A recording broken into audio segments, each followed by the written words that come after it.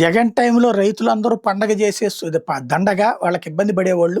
అదే బాబొచ్చాక పండగ చేసుకుంటున్నారంటూ ఓ పక్కన చంద్రబాబు గారు, అచ్చెన్నాయుడు గారు, పవన్ కళ్యాణ్ గారు పదే పదే చెప్తుంటే, రైతులకి ఇప్పుడు కష్టాలన్నీ తీరిపోయినాయి. అప్పట్లో అయితే గనక కష్టాలుండేయని.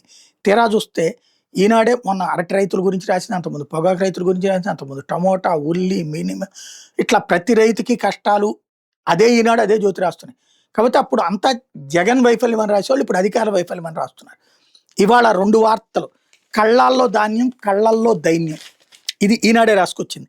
తేమ పేరుతో బస్తాకు 4-8 కిలోల కోత. ధర తరలింపుపై రైతులే మిల్లర్లతో మాట్లాడుకోవాల్సిన పరిస్థితి. నిమిత్త మాతృగా రైతు సేవా కేంద్రాల సిబ్బంది. మోందా తుఫాన్ దెబ్బకి వరి నేలవాలింది. కోత ఖర్చులు 3 రెట్లు పెరిగినాయి. మార్పిడి చేసిన దాన్ని విక్రయిద్దామంటే తేమ సాగుతో కొనుగోలుదారులు ధరలో కోత పెడుతున్నారు. ఇంత జరుగుతున్నా రైతు సేవా కేంద్రాలు ప్రేక్షక పాత్ర వహిస్తున్నాయి. పైగా కొన్ని చోట్ల గోతాలు అందుబాటులో లేవు. రవాణా చేద్దామంటే లారీలు లేవంటున్నారు. వాస్తవానికి లాస్ట్ ఇయర్ ఖరీఫ్తో పోలిస్తే 25 ఖరీఫ్లో ధాన్యం సేకరణ పెరిగింది. 24 నవంబర్ 26 నాటికి 1082 కోట్ల విలువైన 5.05 లక్షల టన్నులు ధాన్యం సేకరిస్తే ఏడాది 1612 కోట్లతో 7.4 లక్షల టన్నులు కొనుగోలు చేశారు. రైతులకు సొమ్ము చెల్లింపులు 4-24 గంటల్లోనే జమ అవుతున్నాయి. కానీ ప్రతికూల వాతావరణ పరిస్థితుల నేపథ్యంలో క్షేత్రస్థాయి సమస్యలు వెంటాడుతున్నాయి. 75 కిలోల బస్తాకు మద్దతు ధర ప్రకారం 1777 దక్కాల్సి ఉంటే రైతుకు 1450 మాత్రమే లభిస్తోంది. ఉమ్మడి తూర్పుగోదావరి, కృష్ణా జిల్లాలో కొన్ని రైతు సేవా కేంద్రాల్లోని సిబ్బంది అంతా మిల్లర్లకు అప్పగించారు. ధాన్యం మార్పిడి చేస్తే రైతే మిల్లర్ల దగ్గరికి వెళ్ళి నమూనా చూపించి ధర మాట్లాడుకోవాలి.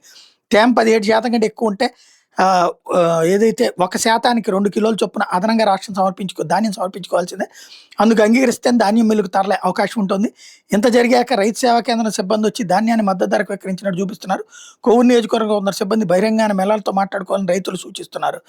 అధిక శాతం రైతులు ధాన్యాన్ని రోజుల తరబడి ఆరబెడుతున్నారు. అయినా రైతు సేవా కేంద్రంలో చూపించే తేమ కంటే మిల్లుల్లో అధికంగా చూస్తోంది. 2 చోట్ల ఒకే కంపెనీకి చెందిన తేమ యంత్రాలు ఏర్పాటు చేస్తామని మంత్రి మనోహర్ చెప్తున్నారు. క్షేత్రస్థాయిలో మాత్రం ఎవరి లెక్క వాళ్ళదే అన్నట్టుంది. తూర్పుగోదావరి జిల్లా కడియం మండలం దొళ్లలో రైతు సేవా కేంద్రంలో 16% తేమ చూపిన ధాన్యాన్ని మిల్లుకు తీసుకెళ్తే 18% ఉందని తేల్చారు. దీని మీద స్థానిక అధికారులకు ఫిర్యాదు చేశారు. కొన్ని చోట్ల తేమ శాతం ఎక్కువ తెలియజేసే స్లిప్లు ఇవ్వడం లేదు. నంద్యాలలో సన్న రకాల్లోనూ తేమ అధికంగా ఉందంటూ ధరలో కోత పెడుతున్నారని రైతులు ఆవేదన వ్యక్తం చేస్తున్నారు. మిల్లర్లు బ్యాంక్ గ్యారెంటీల సమర్పణలో జాప్యం జరుగుతుంది. బాపట్ల జిల్లాలో 74 బ్యాంక్ గ్యారెంటీలకు 10 మంది ఇచ్చారు. శ్రీకాకుళంలో 264 బ్యాంక్ గ్యారెంటీలకు 82 మాత్రం వచ్చిన 406 కొనుగోలు కేంద్రాలు తెరవాల్సి ఉంటే ఇప్పటికి 220 మాత్రం ప్రారంభమై రైతులు రోడ్లపై ధాన్యం ఆరబోసుకుని నిరీక్షిస్తున్నారు. అంత అద్భుతంగా చేసేసామని నాదెళ్ల మనోహర్ చెప్పారు. అలాగే అటు పక్కన అచ్చెన్నాయుడు చెప్పారు. తీరా చూస్తే ఏది సాగట్లేదని అదే ఈనాడు రాసుకొస్తుంది. మరోవైపు రబీలో ఈ క్రాప్ మొదలయ్యేది ఎప్పుడు, రబీ పంట ఓ పక్కనే వాళ్ళ సాక్షి రాసుకొచ్చింది. రబీకి చాలా అన్యాయం జరుగుతుందని. ఇప్పుడు ఈనాడు కూడా అదే రాసుకొస్తుంది. రబీ మొదలై 2 నెలలు పూర్తిగా వస్తుంది. 6.5 లక్షల ఎకరాల పంటలు వేశారు. అయినా ఇంకా ఈ క్రాప్ ప్రారంభించలేదు. తుఫాను హెచ్చరికల నేపథ్యంలో రైతులు ఆందోళన చెందుతున్నారు. పంట నష్టం జరిగితే ఏం చేయాలని సందేహం వ్యక్తం అవుతుంది. ఇప్పటికే శనగ, మినుము, పొగాకు, జొన్న, మొక్కజొన్న తదితర పంటల సాగు ముమ్మరంగా జరుగుతుంది. రియల్ టైంలో ఈ క్రాప్ నమోదు విధానం అమలు చేస్తే విపత్తుల కారణంగా నష్టం జరిగిన వెంటనే పెట్టుబడి రాయితీ అందించేటందుకు వీలుంటుంది. అది ఎందుకు చేయట్లేదు తెలియదు. కానీ అంత అద్భుతం రైతులకు చేసేసాం, మా అంత పర్ఫెక్ట్ ఇంకెవరు లేరంటూ రైతుల దగ్గర కూర్చుని మీటింగులు కూడా పెడుతున్నారు.